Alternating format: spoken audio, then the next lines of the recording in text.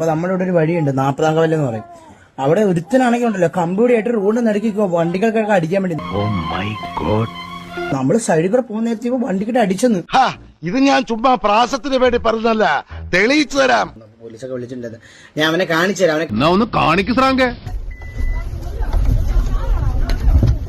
ഇടിച്ചാൻ താഴെ ഇടിച്ചാൻ കേൾക്കണം നിന്നെ. ഇന്ന് നിന്നെ ശരിയാക്കി തരാടാ പന്നിക്കുട്ടി.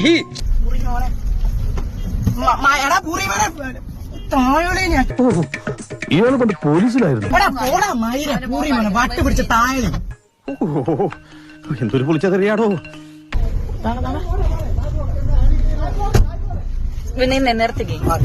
കള്ളടിച്ച് ഇവിടെ കിടന്ന് ബഹളം ഉണ്ടാക്കരുത്. വീട്ടിൽ പോടാ, വീട്ടിൽ പോ. ചെറ്റകളെ, നിങ്ങളെ രണ്ടിനെ ഞാൻ പൊരിക്കുന്നുണ്ട്. ഞാൻ വെട്ടിച്ചില്ല, നമ്മൾ വണ്ടിക്കിട്ട് അടി കിട്ടിയതിനും. എന്നിട്ട് ഞാൻ അവിടുന്ന് പോലീസിനെ വിളിച്ച് ഇവനെ വണ്ടി ഇടിപ്പിക്കാൻ ഞാൻ നോക്കി. എന്നിട്ട് ഒപ്പം പേടിച്ച് മാറിക്കട്ടാ. എന്നിട്ട് പിന്നീട് എന്ത് സംഭവിച്ചു? പിന്നീട് എന്താണ് ഉണ്ടായെന്ന് വെച്ചാല് ഞാൻ അവിടുന്ന് പോലീസുകാരെ എല്ലാം വിളിച്ചിട്ട് എല്ലാം കഴിഞ്ഞിട്ട് പിന്നെ ഞാൻ നിന്ന് കഴിഞ്ഞാൽ പിന്നെ ലേറ്റ് ആവും, ലൈവ് ഇടാൻ പറ്റത്തില്ല. അതുകൊണ്ട് ഞാൻ പിന്നെ പെട്ടെന്ന് ഇങ്ങോട്ട് പോകും. പോലീസ് വരുന്നതിന് മുമ്പ് അവനെ വിട്ടത് ശരിയായില്ല. പോലീസ് ഏൽപ്പിച്ചിട്ട് വലിയ കാര്യമൊന്നുമില്ല സാർ. മാനസിക രോഗികൾക്കെതിരെ ആക്ഷൻ എടുക്കാൻ അവർക്ക് നിയമമില്ലല്ലോ. ഇതാണ് സംഭവം. അപ്പൊ